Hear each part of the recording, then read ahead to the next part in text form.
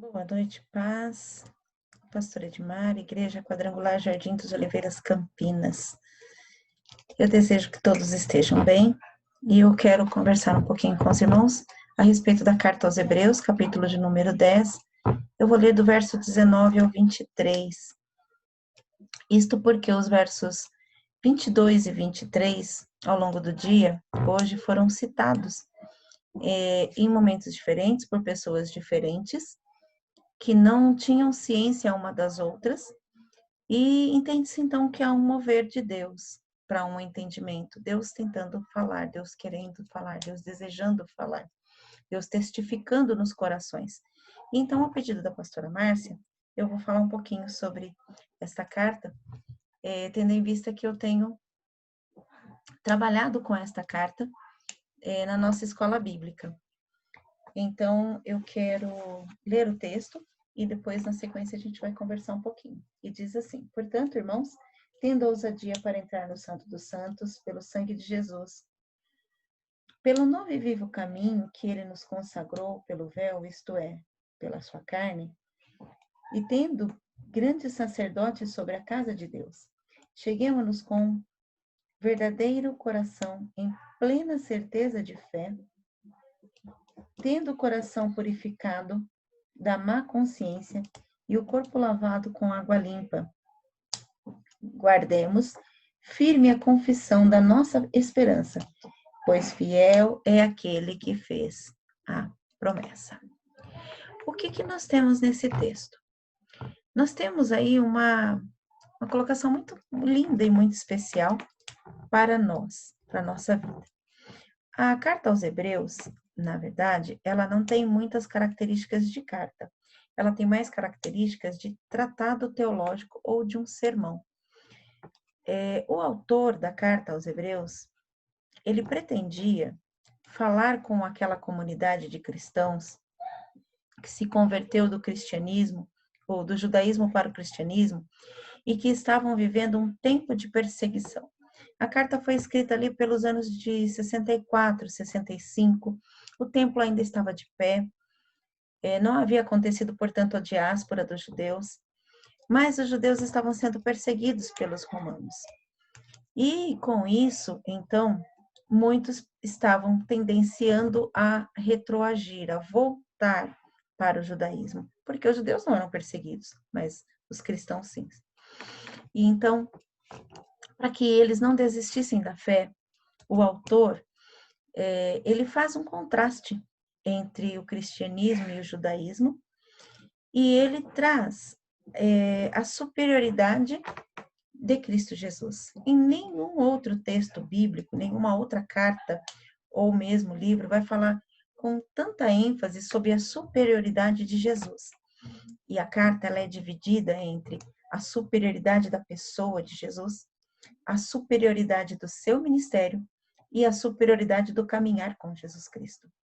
Quando a gente chega no capítulo de número 10, a gente entra exatamente nessa terceira fase, que é a fase da superioridade com a caminhada de Jesus Cristo.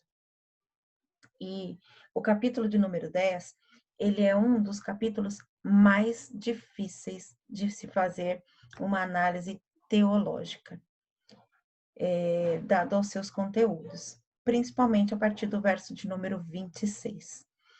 O versículo de número 19 que lemos, ele vai falar de entrar com ousadia no Santo dos Santos, ou seja, entrar com intrepidez, algumas versões vai colocar isso, entrar com ousadia diante de Deus, entrar no Santo dos Santos. O Santo dos Santos, nós sabemos, era o lugar onde somente o sumo sacerdote podia adentrar.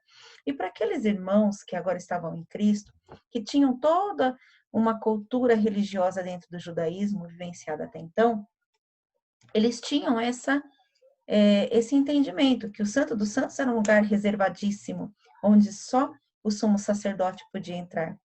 E aqui eles são encorajados a entrar no Santo dos Santos, porque o caminho do Santo dos Santos já havia sido construído. O versículo de número 20 vai falar sobre isso, um novo e vivo caminho.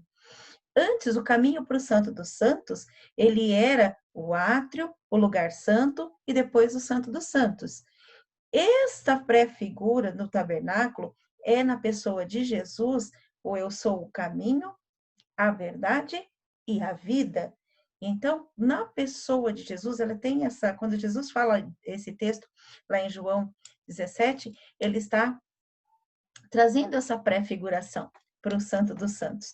E aí, nesse texto aqui, que nós lemos em Hebreus 10, ele vem exatamente trazer essa citação, onde o caminho foi construído, já foi pacificado, já foi conquistado, já está pronto, e que nós podemos entrar com ousadia, com intrepidez, com segurança, até Jesus Cristo, porque o véu já se rasgou de alto a baixo, o caminho já foi construído, já foi conquistado.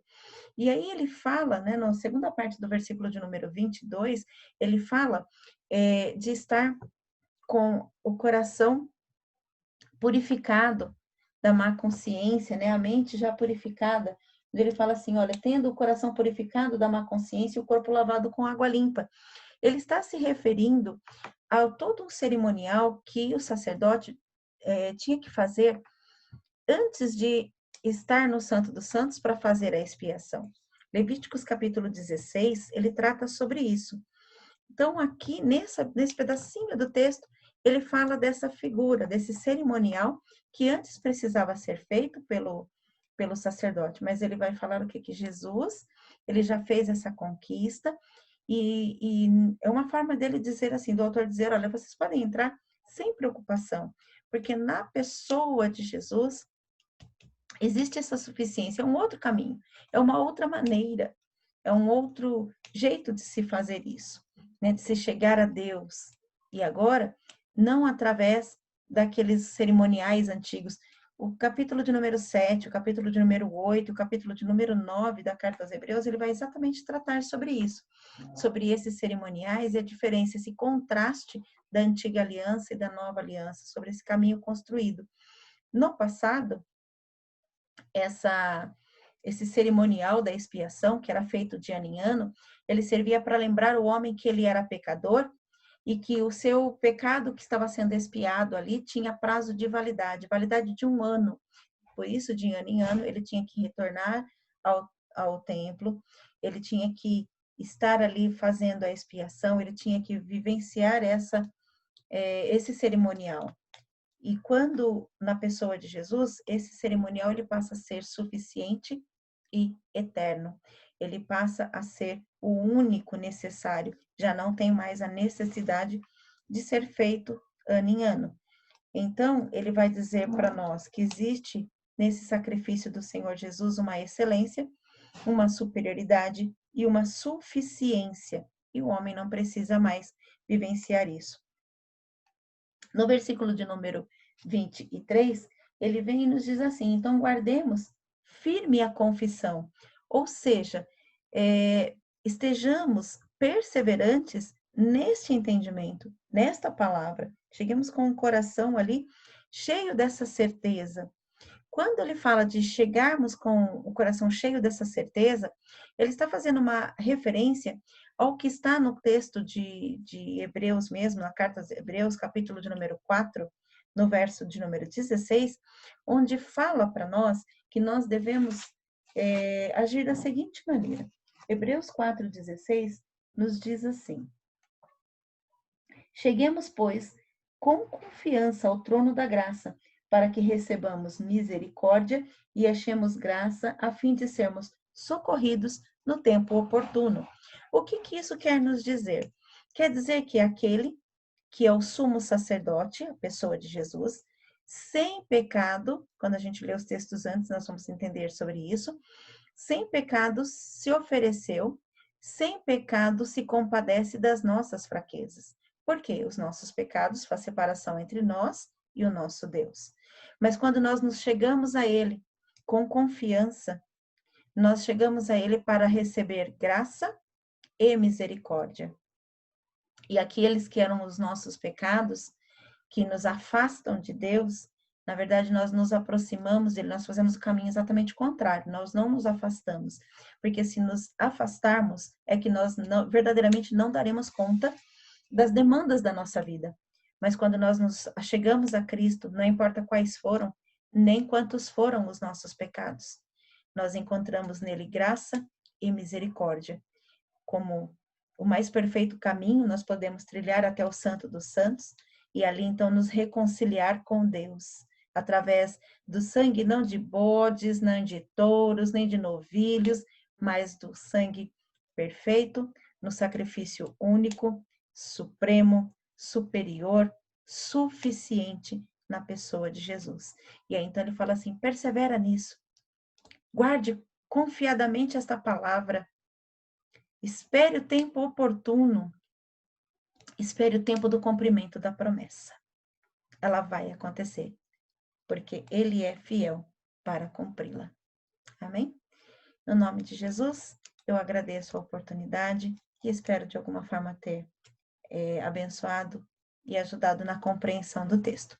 Que Deus abençoe e que você tenha um excelente dia, em nome de Jesus. A paz.